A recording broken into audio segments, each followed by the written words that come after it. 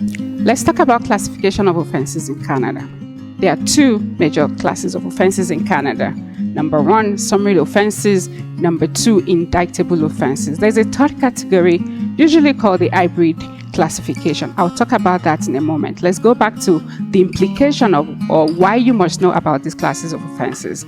For all of these offenses, there are implications and effect of classifying them either summarily or by indictment. And there are three major implications. Number one, what jurisdiction would you institute these offenses? Or what jurisdiction or what court, as you may, would have jurisdiction over these offenses? Number two, what is the punishment that can be ascribed to these offenses?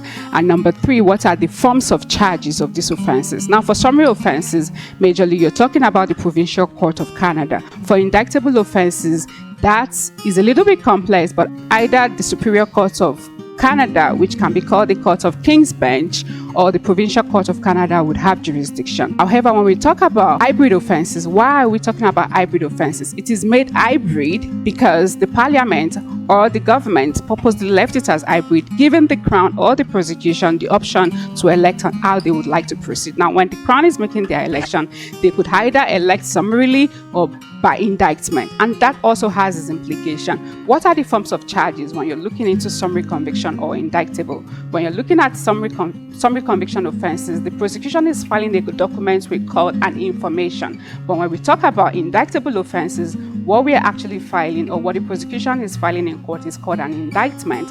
Now, there is also an implication for this in terms of punishment. For summary offenses, the maximum or the highest level of punishment you can have is 2 years imprisonment, less a day, and highest form in terms of fine is $5,000. When you are looking into indictable offenses, it could be less or it could be more. For more tips on Canadian criminal law, click below to subscribe.